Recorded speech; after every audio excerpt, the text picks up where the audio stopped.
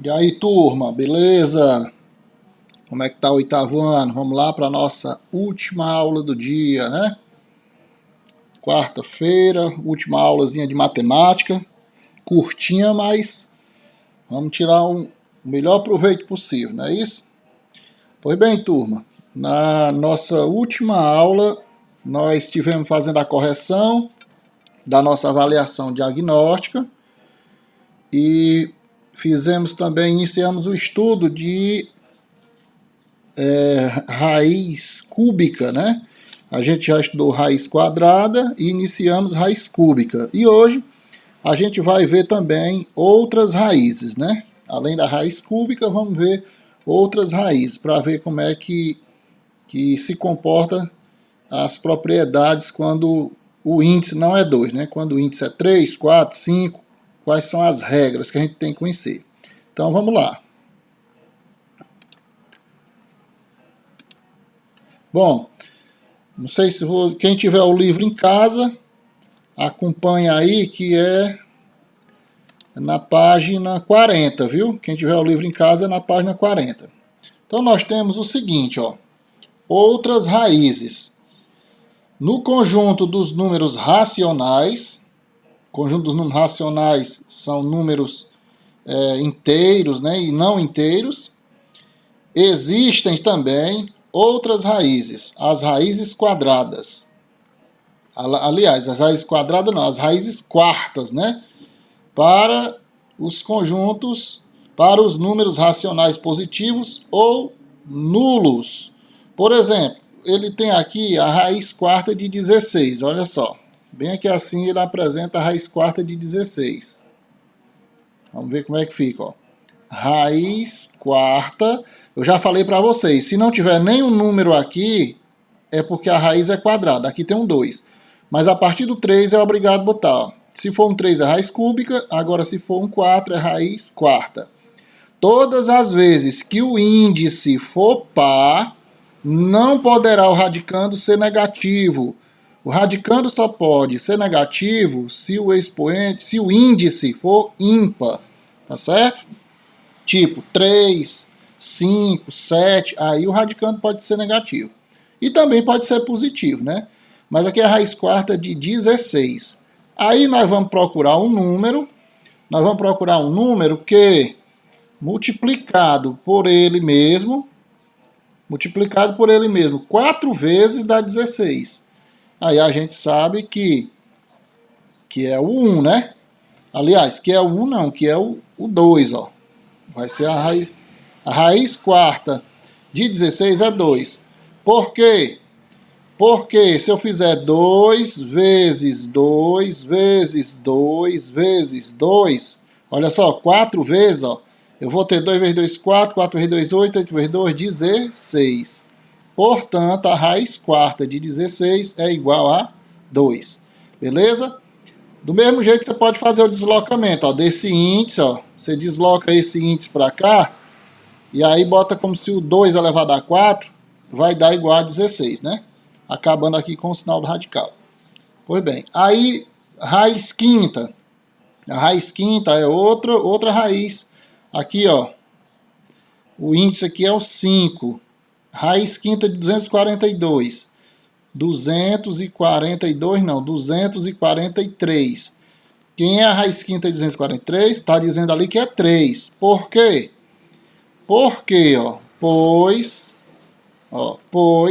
se eu fizer 3 vezes 3, aqui, ó, 5 vezes, ó.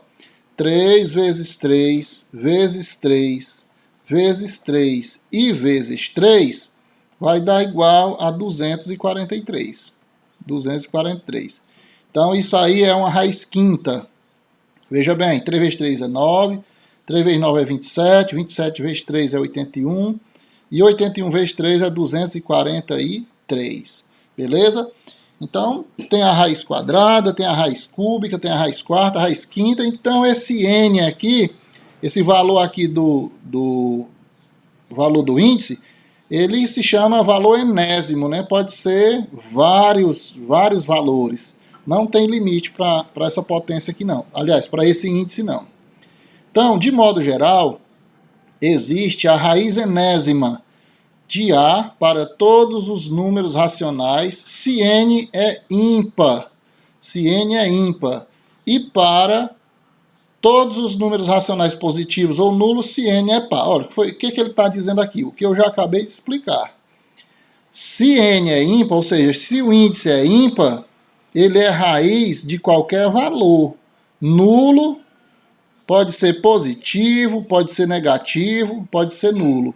Agora, se o índice for par, ele só terá raiz de números positivos e também do nulo, né, que é o zero. Beleza? De novo, se for ímpar, pode ter raiz de número positivo e de número negativo e também do zero.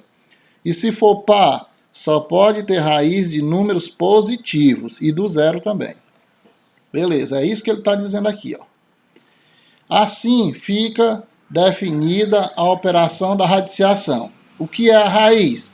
A raiz é raiz enésima de A. Né? Esse n aqui a gente chama enésima. Então, esse raiz enésima de A igual a B, isso aqui se chama radiciação, que fica distribuído em raiz, né, enésima, o índice é o n, o radicando é o A, o valor da raiz é o B, e a radiciação é o conjunto todo, né? Mas em alguns livros colocam separadamente que esse símbolo sozinho, esse garranchinho aqui, ó, esse símbolo sozinho se chama sinal do radical, tá certo? Ah, tá aqui, ó. O símbolo usado para representar uma raiz é chamado de radical. Beleza. Então tá aí, minha gente. Temos aqui também, veja a relação entre os termos da radiciação e dos termos da potenciação correspondente. Então tá aí, raiz enésima de A igual a B, aí você vai ter a radiciação aqui e a potenciação aqui, ó.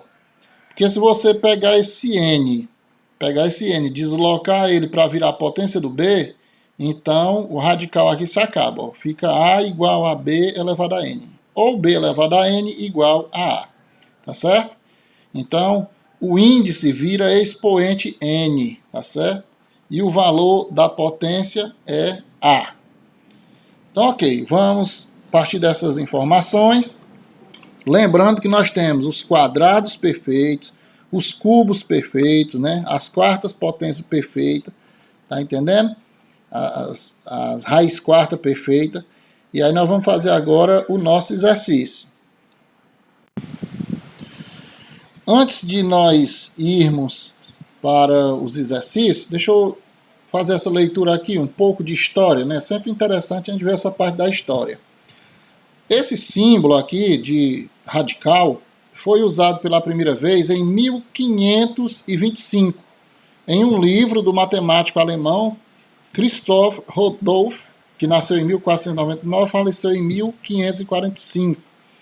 É provável que a primeira letra da palavra radix, que em latim significa raiz, tenha dado origem a esse símbolo. Então pode ser que seja um R, né? A ideia aqui de um R.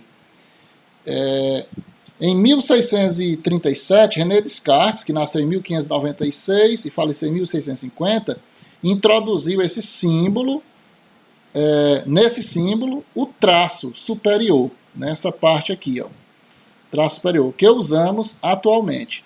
Os hindus foram os primeiros a usar regras para extrair raízes quadradas. Então, um pouco de história e curiosidade, né? Bom, pessoal, agora nós vamos para a nossa atividade. No livro de vocês, aí vocês vão encontrar na página 41. E de todas as questões da página 41, nós vamos resolver as questões 58, 59, 60, 62 e 64. São 5 questões. Só que eu vou passar aqui as questões para vocês copiarem no caderno e eu vou resolver aqui algumas. Por exemplo, na 58 tem A, B, C, D, E, F, até F.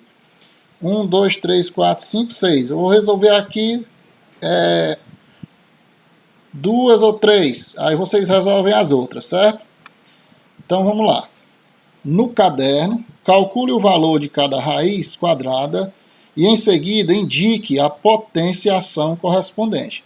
Então é para você calcular a raiz e indicar a potenciação correspondente.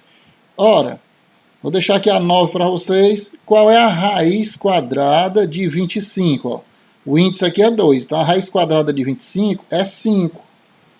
Por quê? Porque se eu multiplicar 5 vezes 5, dá igual a 25.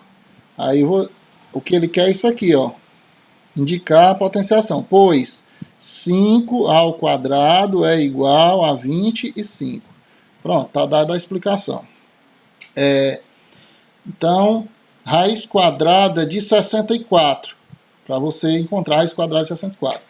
Quanto é a raiz quadrada de 1,96? Ora, 1,96 é um número fracionado, né? Mas a gente pensar em 196, a gente encontra do mesmo jeito. Só que tem um detalhe, ó. É muito importante que vocês percebam isso. Se no radicando tem duas casas depois da vírgula, a raiz só vai ter uma. Porque é um número depois da vírgula para a largura e um número depois da vírgula para o comprimento. E perceba aqui, ó. Por exemplo, aqui, ó. Se você tem aqui um quadrado, e esse quadrado aqui eu tenho, por exemplo, 2,5, né? E aqui 2,5, aí são duas casas depois da vírgula. Na hora que eu multiplicar 2,5 vezes 2,5, pode multiplicar como se fosse 25 vezes 25. Ó.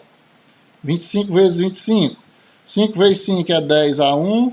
5 vezes 2 5 vezes 2. Aliás, 5 vezes 5, 2 a 1 não. 5 vezes 5 é 25. Né? 5 vezes 5 é 25 a 2. 5 vezes 2 é 10. Com 2 é 12. 2 vezes 5 é 10. Bota o 0, leva 1. E 2 vezes 2 é 4 e 1, 5. Né? Se eu for somar isso aqui tudinho, vai dar 5, vai dar 2, e aqui vai dar 6. Aí, ó, tem uma casa depois da vírgula na largura e uma casa depois da vírgula no comprimento. Então, aqui vai ter que ter duas casas após a vírgula, certo? Então, é isso. Se eu tenho aqui duas casas após a vírgula, a raiz só vai ter uma. E quem é a raiz quadrada? Imagine que isso aqui seja 196, né? Vamos ver aqui. 10 vezes 10 é 100. 11 vezes 11, 121. 12 vezes 12, 144. 13 vezes 13, 169. Eu acho que é 14 vezes 14. Porque 4 vezes 4 não é 16, ó. Dá certinho? Termina com 6. Então vai ser 14, ó. A raiz quadrada de 196 é 14. Mas não é 196, é 1,96. Aí você bota o 14 e uma vírgula aqui, ó. É 1,4. Tá certo? 1,4. Se no radicando tiver 4 casas depois da vírgula, se for 4 casas depois da vírgula, na raiz serão 2. Se aqui tiver 3 casas depois da vírgula, desculpa, 3 casas não, se tiver 6 casas, aqui vai ter 3, é sempre a metade. Porque a metade corresponde a um lado e a outra metade corresponde ao outro lado. Se aqui for 8 casas depois da vírgula, aqui serão 4 casas depois da vírgula. Entendido? Então, aqui seria a explicação, pois 1,4 ao quadrado é igual a 1,96. Seria a explicação. Pois bem, faça aí a raiz quadrada de 9, né? C, faça a E e raiz quadrada de 1. Bem simplesinho. Tá ok? Vamos para a próxima questão. Temos aqui duas questões, a 59 e a 60. O que nos diz a 59? Uma região quadrada. Todas essas questões vocês devem copiar no caderno, certo? Copie no caderno e vamos responder. Então, na 59, uma região quadrada tem medida de área 64 metros quadrados. Qual é a medida do comprimento do lado dela? Ora, essa daqui está muito fácil, né? Se um terreno ele é quadrado, então quer dizer que ele tem os 4 lados do mesmo tamanho, certo? Tem os 4 lados do mesmo tamanho. Apesar desse aqui estar meio torto, mas não tem nada não. Então, qual é a área total aqui? 64 metros quadrados.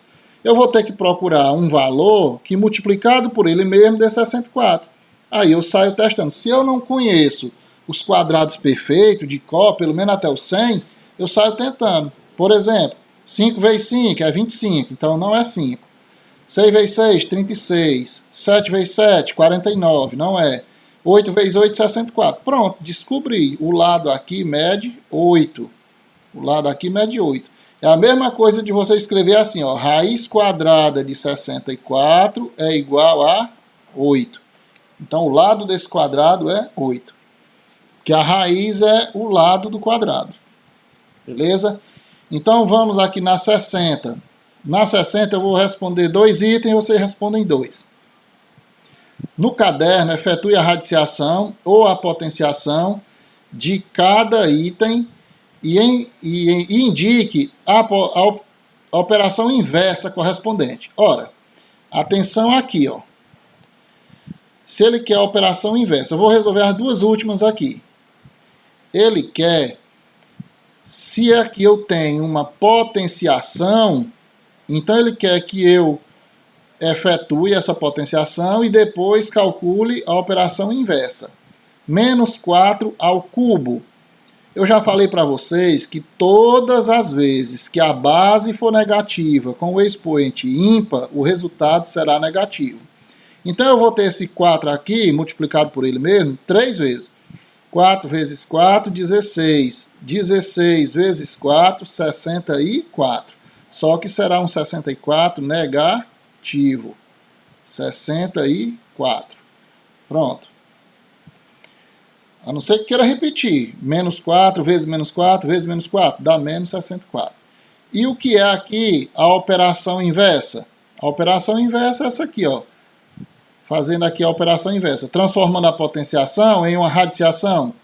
Raiz quadrada de menos 64. Desculpa, não é raiz quadrada. Raiz cúbica. Raiz cúbica de menos 64 vai dar igual a 4. Aliás, vai dar igual a menos 4, né? Pois menos 4 vezes menos 4 vezes menos 4 é igual a menos 64. Entendido? Então, eu calculei aqui a potenciação e depois peguei a potência e transformei em radiciação. Já aqui é o contrário. Aqui eu tenho uma radiciação, eu calculo essa radiciação e depois eu a transformo em uma potenciação. Qual é a raiz sexta de 64? Se eu não me engano é o 2. Vou ver aqui, vou testar. Fazer o teste aqui, é o jeito. 2 vezes 2 vezes 2 vezes 2 vezes 2 e vezes 2. Pronto, 2 vezes 2, 4, 4 vezes 2, 8, 8 vezes 2, 16, 16 vezes 2, 32, 32 vezes 2, 64. É isso aqui mesmo, 64. Tá certo? Então, a raiz sexta de 64 é 2. Tudo bem? E transformando isso aqui em uma potenciação, é só fazer o seguinte. 2 elevado a 6 igual a 64. Pronto. Ok? Faça aí o item A e o item B. Transformem aqui essa radiciação em potenciação e transforme a potenciação em radiciação, calculando primeiro o resultado. Próxima. Essa 62 eu vou só orientar, não vou responder. O que vocês vão fazer? Escreva no caderno a sequência dos 10 primeiros números positivos, que são quadrados perfeitos. Depois, extraia a raiz quadrada de cada um deles. Ora, quem são os quadrados perfeitos? Eu já até passei uma tabelinha para vocês com os quadrados perfeitos. Na sala de aula mesmo, tem uma tabela lá, né, com os quadrados perfeitos. Como é que eu descubro o quadrado perfeito? 1 vezes 1, 1. 1 é um quadrado perfeito. 2 vezes 2, 4. 4 é um quadrado perfeito. 3 vezes 3, 9. 9 é um quadrado perfeito. E assim por diante. Então aqui ele já colocou o 1, o 4, o 9 e o 16, né? Que é 4 vezes 4. O 25, que é 5 vezes 5. Então encontre os 10 primeiros. Aqui já tem 5, falta só mais 5. Depois, extrai a raiz quadrada. Para você extrair a raiz quadrada, deixa eu dar um exemplo aqui, ó. Por exemplo, 4. Você vai fazer assim, ó. Raiz quadrada de 4 igual a 2. Raiz quadrada de 16 igual a... Raiz quadrada de 16 igual a 4. E assim por diante, certo?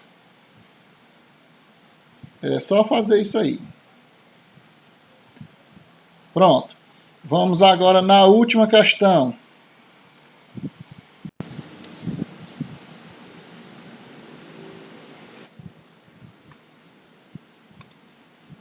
A última questão é a questão 64, né? Então, vamos lá. Uma sala de aula quadrada terá o piso coberto com ladrilhos com medida de comprimento dos lados de 60 centímetros. Aí vamos aos itens. Qual é a medida de comprimento dos lados da sala, sabendo que a medida diária dela é de 81 metros quadrados? Então tá aí, a sala ela tem 81 metros quadrados, né? E aí qual é a medida do comprimento dos lados da sala? Outra, quantos ladrilhos serão necessários para cobrir todo o piso, né? Aí vocês pensem aí e façam as continhas de vocês. Bom, paramos aqui no nosso exercício e tentem resolver, né? Quando for na próxima semana, a gente vai fazer a correção. Mas eu estou pensando, na próxima semana nós vamos fazer a nossa revisão para a nossa avaliação dos conteúdos que a gente tem trabalhado. Tá certo? Pois um abração, tudo de bom e até a próxima aula, se Deus quiser. Tchau!